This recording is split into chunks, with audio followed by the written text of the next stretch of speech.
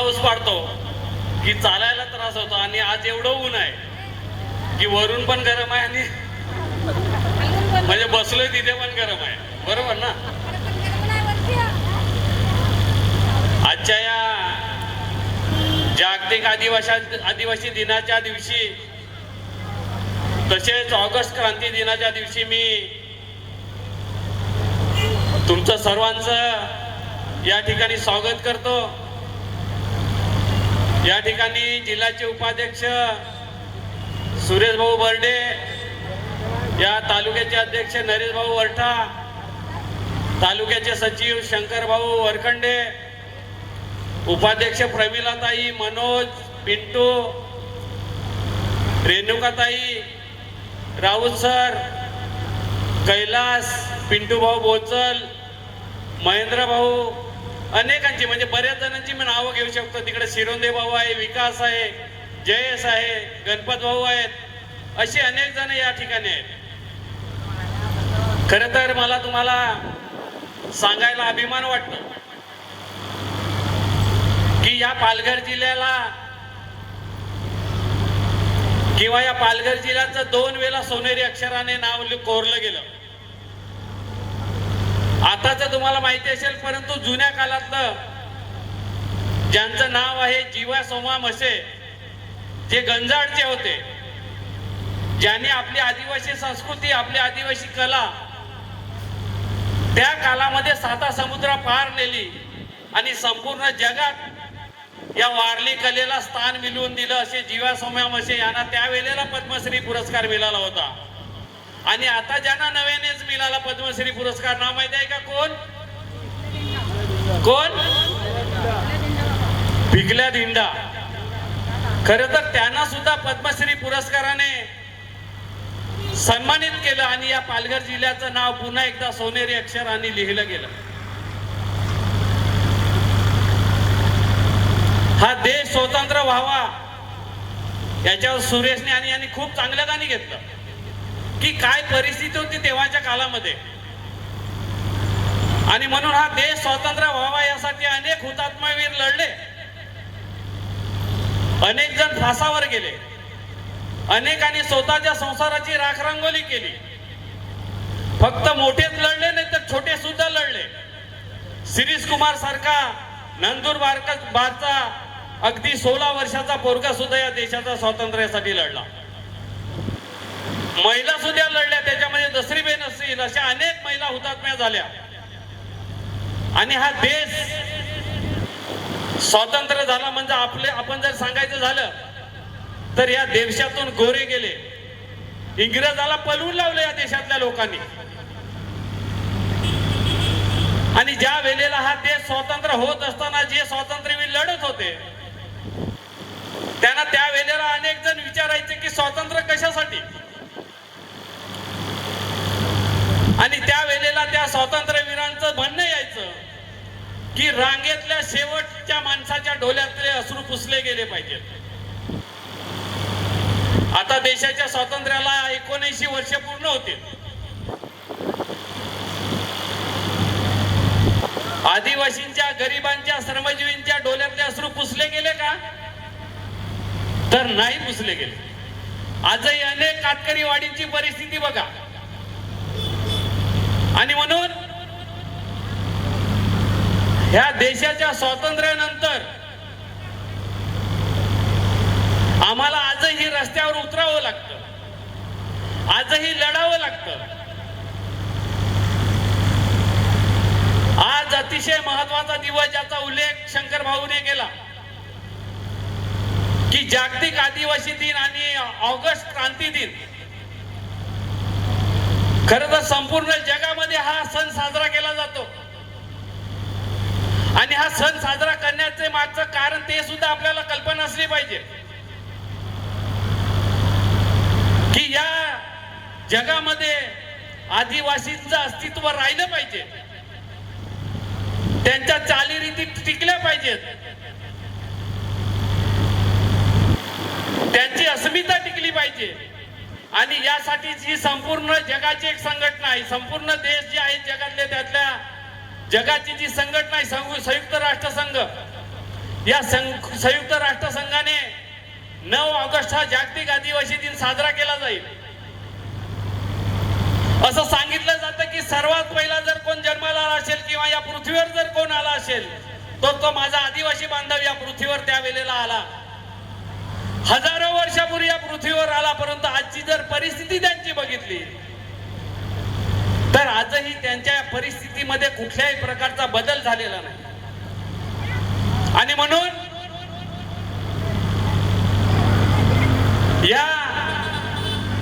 हा देश कसा चालावा, हा देश कसा चालला पाहिजे, त्याच्यासाठी या देशावर एक सर्वात मोठा देशातला कायदा तयार झाला आणि त्याचं नाव म्हणजे संविधान, भारतीय राज्यघटना. त्या भारतीय राज्यघटनेमध्ये काही विशेष अधिकार आम्हाला दिले गेले, काही विशेष मूलभूत अधिकार दिले गेले. त्याच्यामध्ये आम्हाला अन्नाचा अधिकार दिला, आम्हाला वस्त्राचा अधिकार दिला, आम्हाला पाण्याचा अधिकार दिला, आम्हाला वन हक्काचा अधिकार दिला, आम्हाला शिक्षणाचा अधिकार दिला, आम्हाला गावठाणाचा अधिकार दिला. शिक्षणाचा अधिकार दिला ज्याचा उल्लेख सुरेश या ठिकाणी केला की गेल्या आठवड्याभरामध्ये या ठिकाणी ताटले आंदोलन झालं. हे ताटले आंदोलन फक्त पालघरला झालं नाही तर संपूर्ण पालघर जिल्हा आणि संपूर्ण ठाणे जिल्ह्यामध्ये, नाशिक जिल्ह्यामध्ये, रायगड जिल्ह्यामध्ये जिथे जिथे संघटना आहे त्या ठिकाणी हे ताटले आंदोलन झालं. यांच्यासारखी छोटी मुलं त्या आंदोलनामध्ये सहभागी होत झाली. कशासाठी केलं हे ताटले आंदोलन? तर जून आणि जुलै महिना 2 महिने शाळा सुरू होऊन झाल्या आणि तरी सुद्धा आमच्या मुलांना जे मध्यान्ह भोजन दिलं जातं दुपारचं, जे पोषण आहार दिला जातो दुपारचा, त्याचं धान्य सरकारने एकाही शाळेला दिलं नव्हतं. जेव्हा ही गोष्ट आपल्याला माहिती पडली त्यावेळेला तात्काळ आपल्या संघटनेने भूमिका घेतली आणि मी त्या आतमध्ये आपण बसलेले असताना एक जाहीर सांगितलं होतं की आपण लढू, संघटना म्हणून लढू, परंतु ज्या वेळेला सरकार हा निर्णय घेईल त्या वेळेला संपूर्ण महाराष्ट्राला हे धान्य पोहोचलेलं असेल याचा अभिमान तुम्हा मला प्रत्येकाला असेल असं त्या दिवशी मी सांगितलं. आणि आंदोलनानंतर लक्षात ठेवा, आंदोलनानंतर दुसऱ्याच दिवशी सरकारला निर्णय घ्यायला लागला आणि प्रत्येक शाळेला धान्य पोहोचवलं सरकारने. याचं संपूर्ण क्रेडिट माझ्या संघटनेच्या भावांना आणि बहिणींना जातं आणि त्या छोट्या मुलांना जातं. लक्षात घ्या, एका बाजूला जागतिक आदिवासी दिनाची तयारी सुरू असताना अशा पद्धतीचं अन्याय सुरू होता, त्याच्यावर श्रमजीवीने आवाज उठवला आणि हा आवाज उठून आपल्या मुलांना न्याय देण्याचं काम आपण या ठिकाणी केलं. परवाच्या दिवशी विक्रमगडला गेलो होतो, त्या ठिकाणी 12वी पर्यंत आश्रमशाला आहे. त्या आश्रमशालेचं नाव होतं कावळा. त्या कावळ्याच्या आश्रमशाळेत गेलो. सरकारने त्या ठिकाणी नव्याने कॉलेज सुरू केलं 12वी पर्यंत. सायन्स सुरू झालं त्या ठिकाणी. आपल्या मुलांना वाटलं की मी सायन्स मध्ये प्रवेश घेतला तर माझं भविष्य उज्ज्वल होईल, परंतु सायन्सचं त्या ठिकाणी हे कॉलेज सुरू झाल्यानंतर आतापर्यंत सायन्स शिकवण्यासाठी एकही शिक्षक नाही, अशी आजची परिस्थिती आहे. मला तुम्हाला या आजच्या महत्वाच्या दिवशी मनापासून सांगायचं आहे की आपण एकजूट नसलो, आपण एक जीव नसलो तर कुणीही आपला ऐकणार नाही. आणि लक्षात घ्या की आपण एकत्र असल्याशिवाय कुणीही आपला ऐकणार नाही, हे आजच्या दिवशी आपण या ठिकाणी सांगत आहोत. 9 ऑगस्ट जरी जागतिक आदिवासी दिन असला तरी मला तुम्हाला मनापासून सांगायचं आहे की आजच्या दिवशी आपण एकत्र आलं पाहिजे, नाचलं पाहिजे.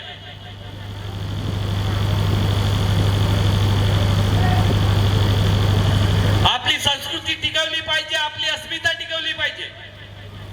परंतु त्याच्या पुढे जाऊन मला तुम्हाला मनापासून सांगायचं आहे की संस्कृती टिकवली पाहिजे, अस्मिता टिकवली पाहिजे, परंतु आपलं अस्तित्व सुद्धा टिकवलं पाहिजे. हे आजच्या दिवशी मला तुम्हाला सांगायचं आहे की जर अस्तित्वच नसेल तर अस्मिता आणि आपली संस्कृती टिकेल का, हे मला तुम्हाला आजच्या दिवशी सांगायचं. आणि म्हणून वर्षातून एकदा 9 ऑगस्टला जमून चालणार नाही. जेव्हा जेव्हा आमच्यावर अन्याय होईल, जेव्हा जेव्हा आमच्यावर अत्याचार होतील, त्या वेळेला रस्त्यावर उतरण्याचं काम हे आपण संघटनेच्या माध्यमातून केलं पाहिजे हे सांगण्यासाठी मी आज या ठिकाणी आलेलो आहे.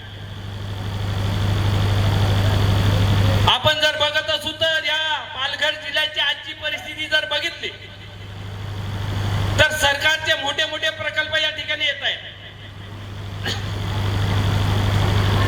आणि हे मोठे मोठे प्रकल्प जर या ठिकाणी येणार असतील, मग वाढवण बंदर असेल, आता जो नव्याने चाललेला वडोदरा एक्सप्रेस आहे, बुलेट ट्रेन आहे, कॉरिडॉर आहे, जे जे सरकारचे मोठे मोठे प्रोजेक्ट येतील हे प्रोजेक्ट आपल्याला उद्ध्वस्त करण्याचं काम करतील आणि त्यासाठी आपल्याला एकजुटीची गरज आहे. त्यासाठी आपल्याला एकत्र राहण्याची गरज आहे.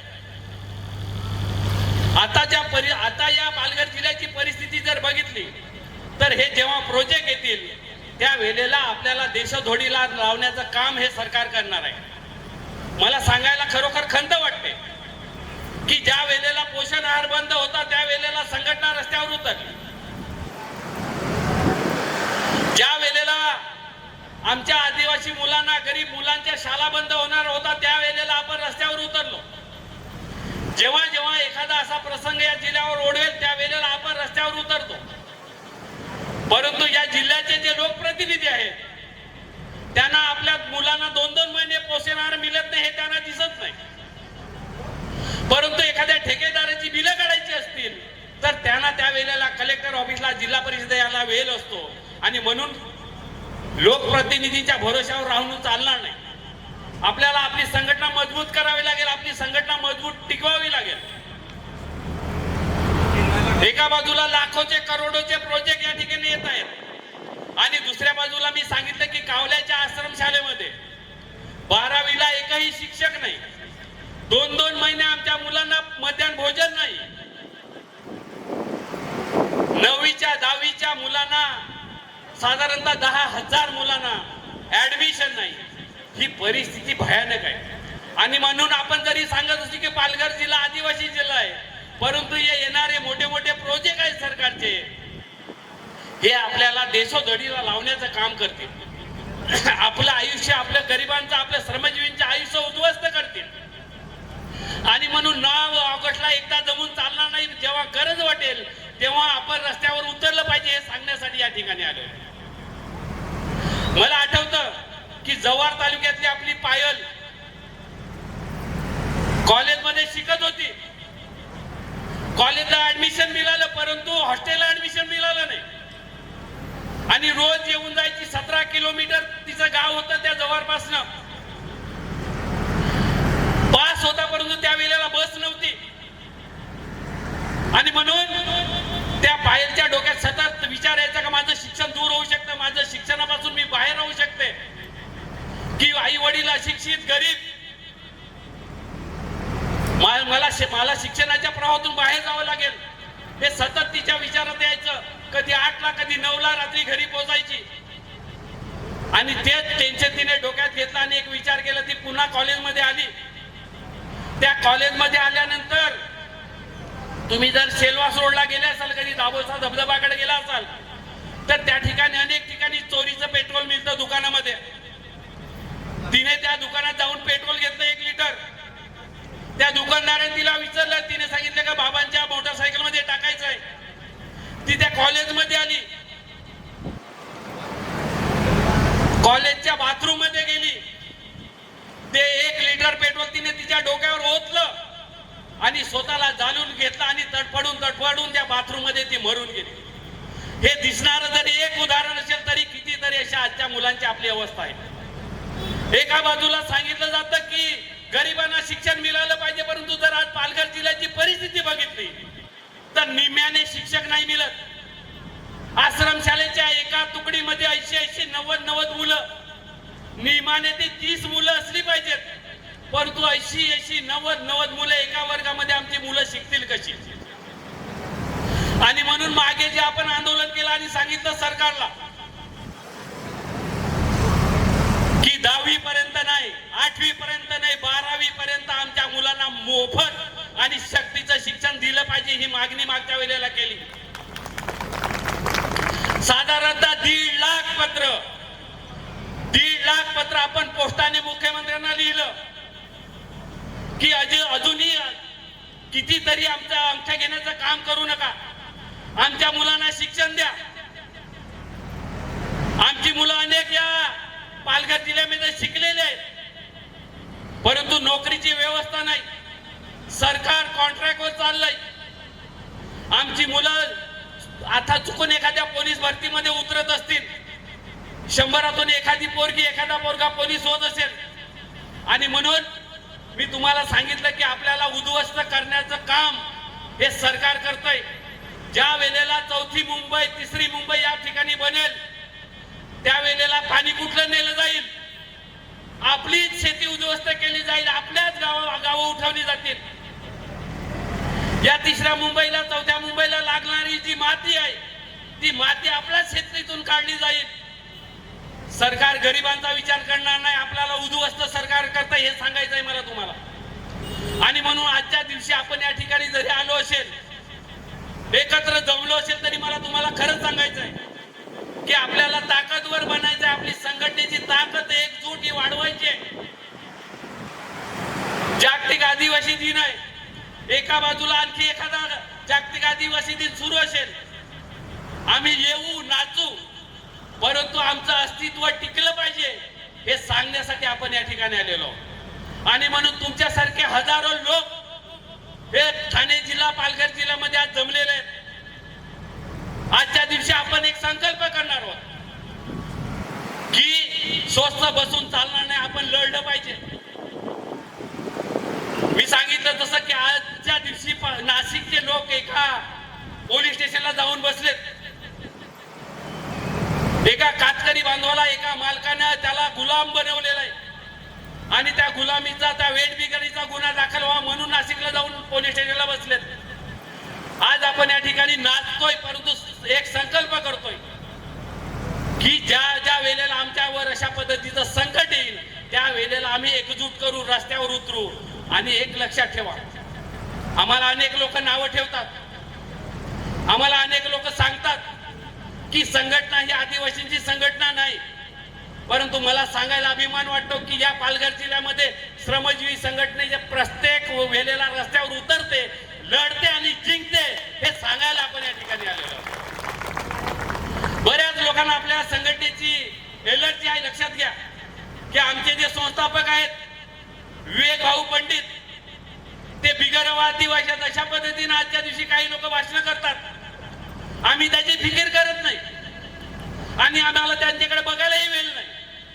परंतु मला एक प्रश्न त्यांना विचारायचा आहे की या पालघर जिल्ह्यामध्ये आजची शिक्षणाची परिस्थिती एवढी वाईट असताना तुम्ही गप्प का?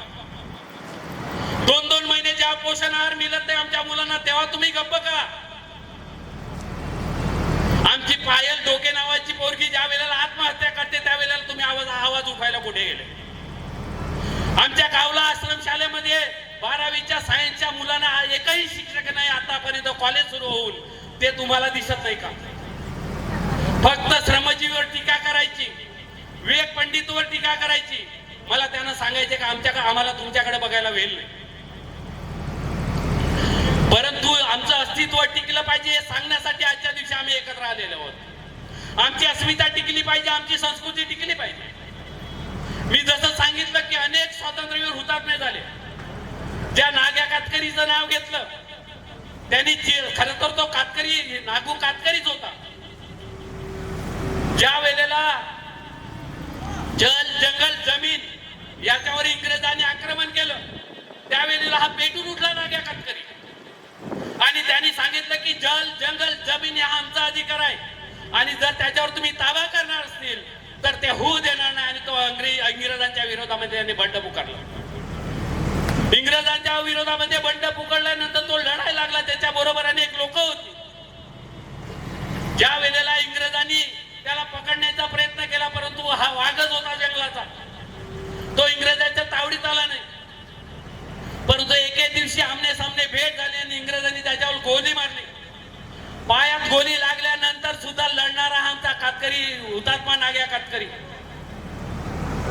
त्या लागलेल्या गोलीचं शरीरामध्ये काही दिवसांनी पॉयझन झालं, विष झालं आणि त्याला वीर मरण आलं.